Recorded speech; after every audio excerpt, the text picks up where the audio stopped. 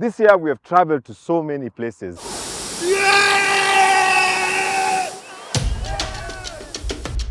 This week on Twende, we recap 2025.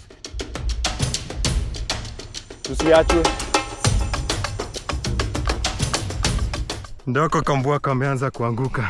The journey that saw us take to the skies, swim in cold water, and encounter lions in an unlikely place. It has been an amazing journey here in Kenya.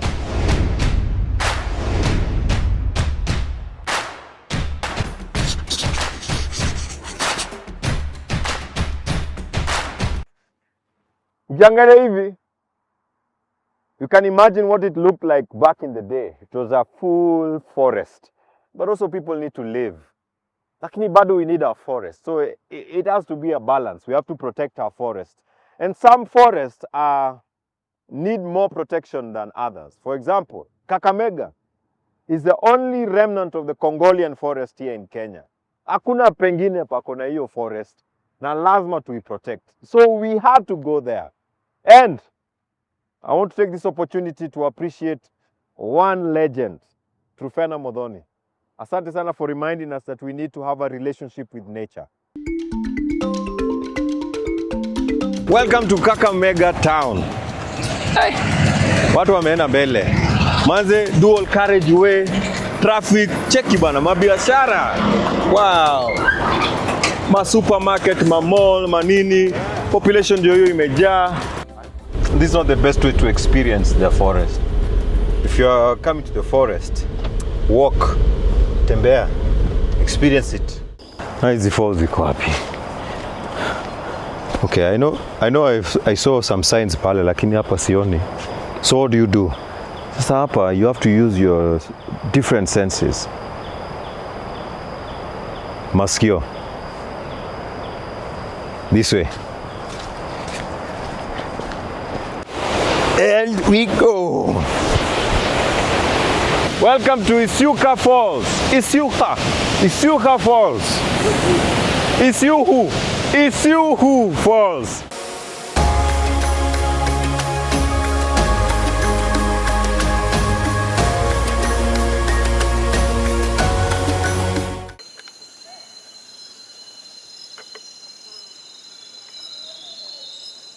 If you prefer peace and quiet, the forest is the perfect place to clear your mind.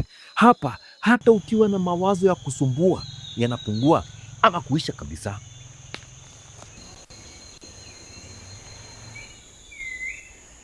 If you're here with me, you'll be able to listen to the sounds of the forest. Kuna sijui cricket ndio hiyo imeanza. Other insects. Scare some things flying. Kuna butterfly. I think kuna bees. Nika a symphony of sounds. It's very pretty, very beautiful. Very peaceful. This is good. Sindio? Hata yeye ana agree. Tuendelee. Sasa tulienda Narok. Narok ni huko. Unaona huko? Over there. Yeah? Na tulienda, ilikuwa the second time. The first time, hiyo barabara hata kuna mahali barabara ilikuwa imeoshwa. So we said this time we want a different perspective. So tulienda huko, lakini tukaenda juu. Balloon wa haina haraka, we start to gently rise. Thank you. Wow. Are you excited? Yeah, this is so cool. Wow.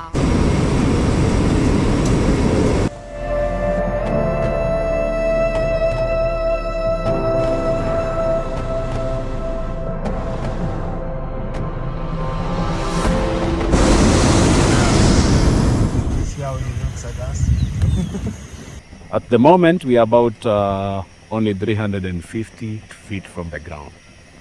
From above, I get to see places I never imagined I would. Take this forest, for instance. You can't drive into it. The trees are too dense. A plane will be too fast and a helicopter far too noisy. A balloon, though, offers the perfect way to glide silently over these hidden gems. And what a time to fly over the Mara. The rains have painted the plains a rich green. The sunrise cuts through a clear sky, flooding everything with golden light. Below us, the reserve is alive.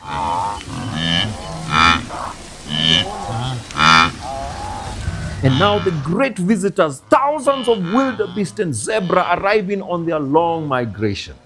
It is an incredible view, one that can only truly be experienced from a hot air balloon.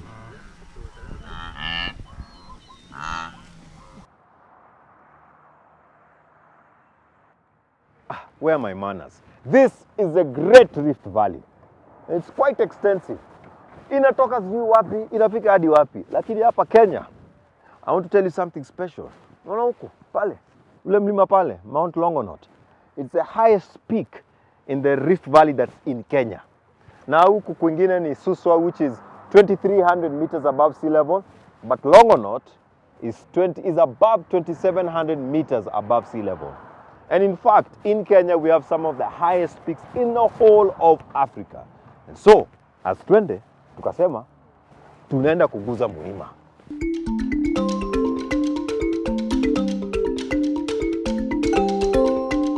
It is so refreshing to walk in this landscape that has remained untouched.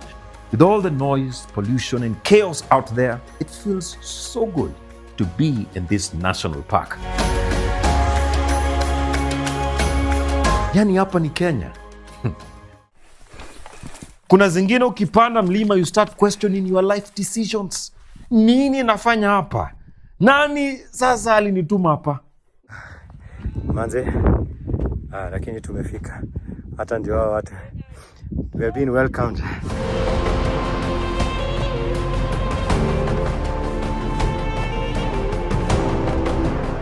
This last stretch is more intense. It's the shortest stretch with only a distance of about 100 meters, but this is the roughest bit of the hike.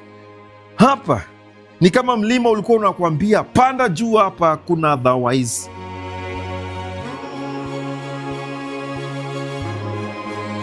Finally tumefika, the famous Ole Satima Summit.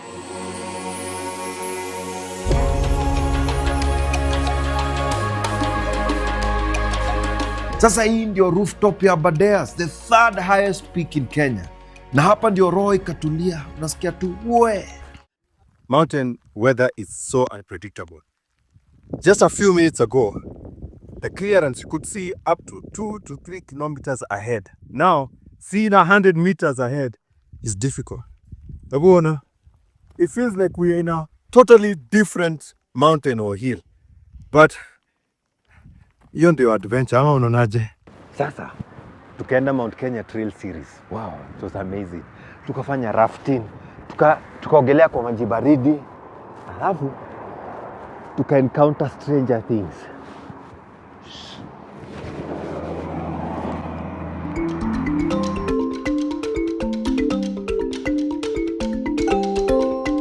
Murang'a is a county of contrast. While the western side is cool and wet, the eastern edge bordering Kirinyaga is warmer and much drier. This is where we find the only dry forest in the county, Kiambisho. Most of the colonial remnants that once stood in these hills have long disappeared, but here one still survives. These are the trench. This is a counter trench. Yes. This is a trench. Yeah. That is now the cover. Yeah. This was a detention camp. The British Army camped here, and their Vifaru, the tankers, were here. For me, being a water person, this next part feels like home. It's late in the day, but there's still time for one more adventure. This time, we approach the waterfalls from the river itself.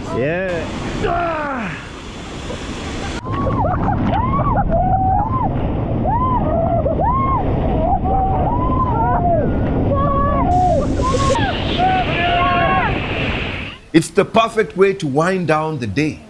Lakini bado.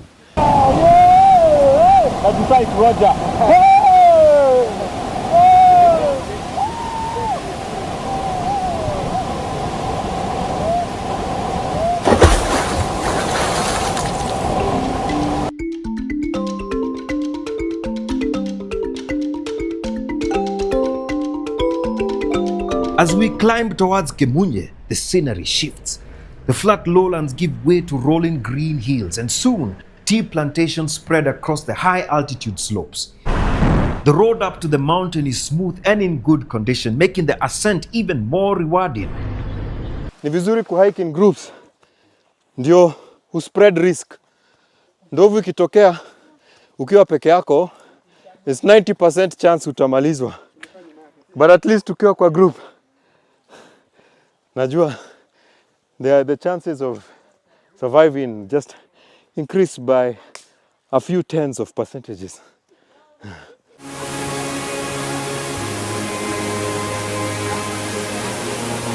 Hey!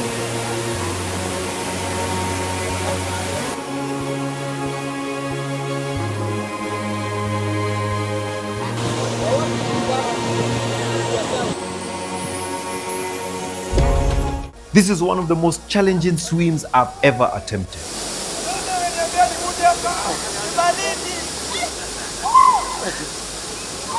Hapa nahitaji cheering squad wanisaidie. I need extra psych to swim.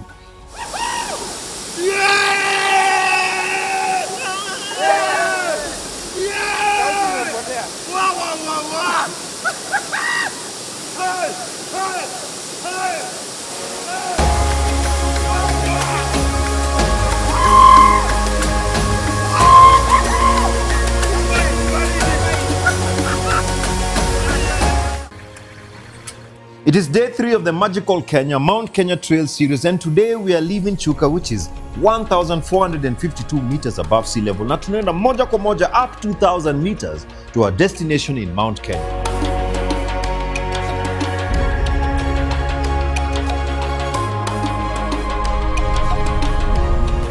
The road to Chogoria Gate is smooth until we hit a loose gravel stretch with a wooden bridge. 1, 2, 3, Twende!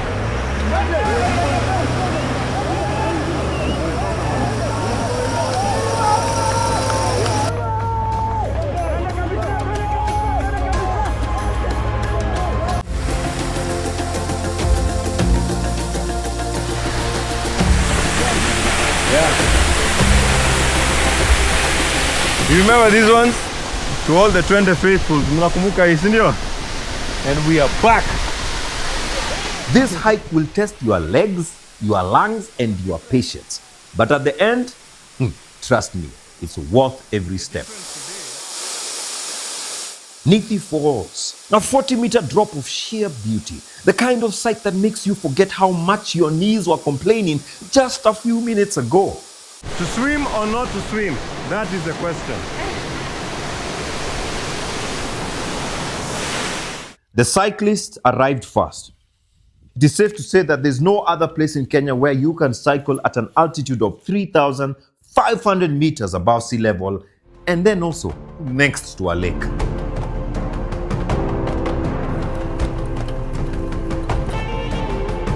As we wrap up, Mount Kenya surprises us again.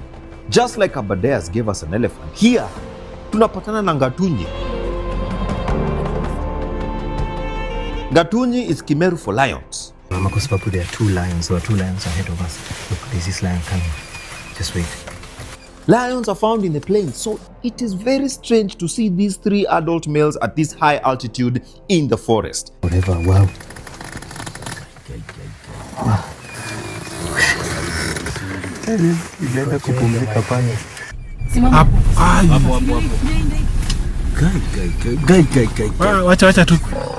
Strange to see them at this altitude, but they are said to have migrated from Laikipia and settled here. I guess they're looking for the other one.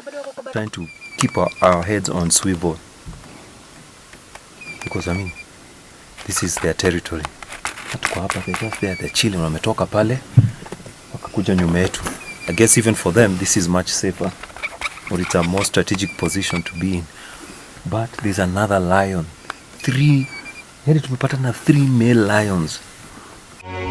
It is day 4 of our Mount Kenya Trail series by Magical Kenya, and we are waking up to the biggest town in the slopes of Mount Kenya, Meru town. From this direction, the sharp-pointed peaks of Mount Kenya aren't visible, and the mountain looks dome-shaped, almost like Kilimanjaro. we were introduced to something called astrotourism, where you look at the sky and you see the beauty of it. That was in Samburu. In fact, in Samburu is where we did our first live. Wow, I was nervous. Our first live, alafu tunafanya na governor na pia na CS. But it went well. However, that's one thing that we do rarely. And when I say rare, this is what I mean. Some people do things once in a blue moon. Us, we do once in a red moon.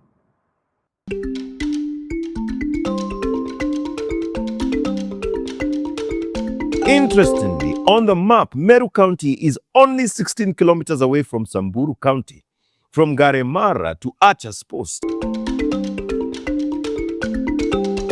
Tunatoka Isiolo, tunaingia Samburu. Welcome to Samburu.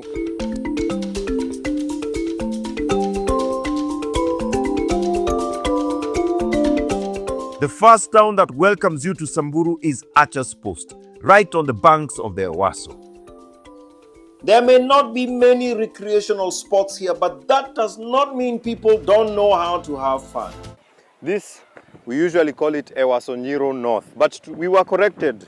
We were told, ile yenye iko Kajiado inaitwa Ewaso Ngiro kama ng'ang'a, na hii inaitwa Ewaso Nyiro. And we are back in Samburu to showcase the county, but not just during the day, also during the night. Mkiangalia huku nyuma, watu wana swim. Some people in other counties, what do they do during Sundays? They go to the mall. Hapa Samburu, with the heat and the free swimming pool, when it is safe, they take a dip in these brown waters. Watoto kila mahali huwa wanapenda maji. The old bridge has even found a new purpose, serving as a diving ramp for the brave.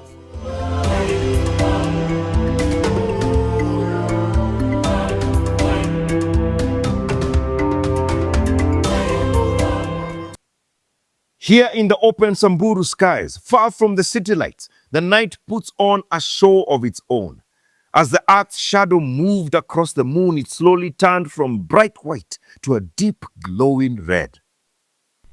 These are the best example of what Samburu has to offer. Jusa tumekewa nini? Mataa. Lakini tumekewa mataa kwa sababu kulikuwa na celebration of the observation of the blood moon in Samburu. So it was being marked, and to have that, you obviously lazima tuweke to light. But this is the best place, and we have been here. We've observed the blood moon. I've never seen it that clearly, but we've seen international guests coming here to observe it. So it's over now.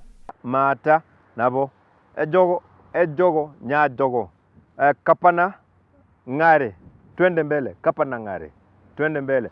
What I'm doing is I'm sharpening my Turkana. Juu Turkana kulikuwa kupoa, nga kipi ni water,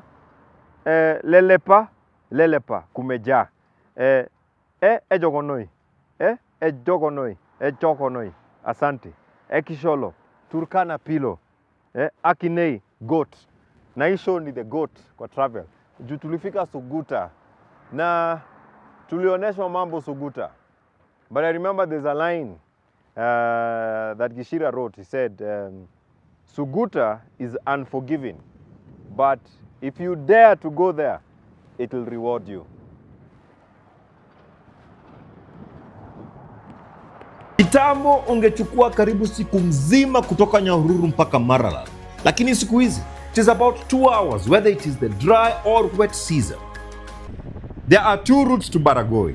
There's that one that goes through Marti, which is deemed to be risky, as it crosses through communities that border each other, and the other that crosses through Barsaloi.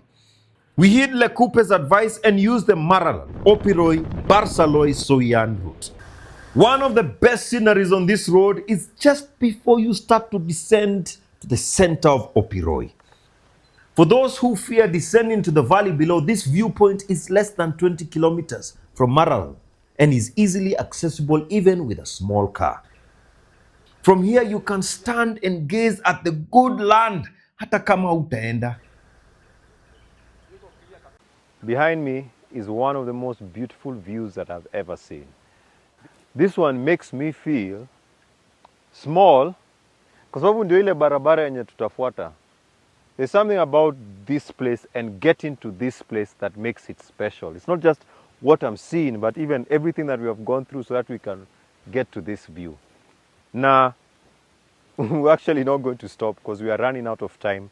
We have only 2 hours to get to a certain place. We have only done maybe like 30, 40 minutes, meaning stopping here will force us to get there in the evening, and we need to do something there. But just look. We are in Samburu County, but the names in this part of the county are in Turkana, which is the community found here.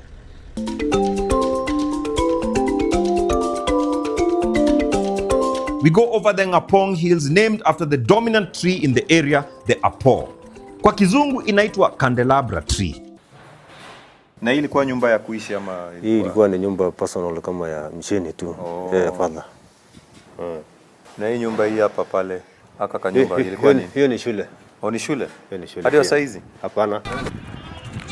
The land here is able to support large herds even during the drought. It is prime real estate for pastoralists.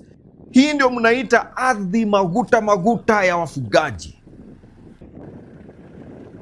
It is good to cover this section early in the morning before the sun heats up the stones, which can be risky for the tires. In this section, you can take even an hour covering just 10 kilometers as you have to drive at a snail's pace, sometimes with someone serving as a lookout.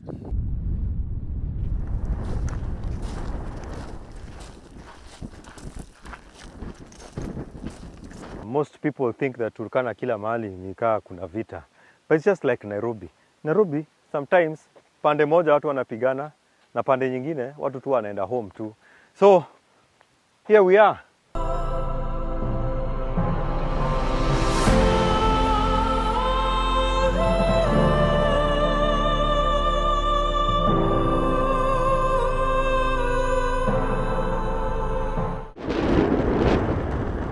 The desert is always changing because of the wind.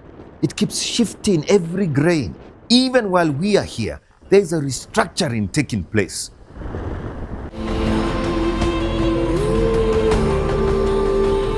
Of all the deserts in Kenya, the Suguta dunes give the best optics of a true desert. Breathtaking.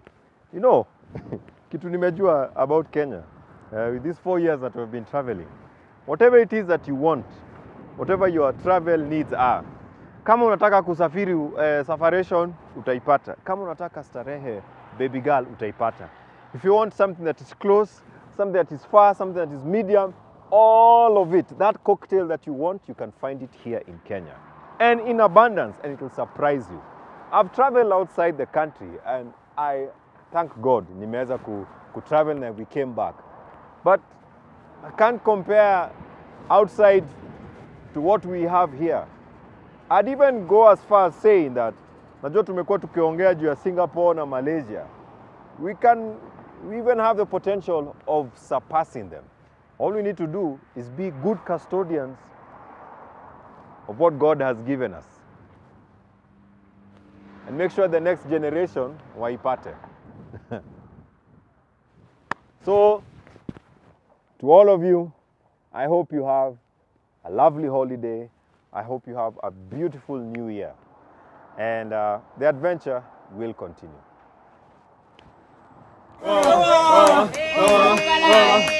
And then...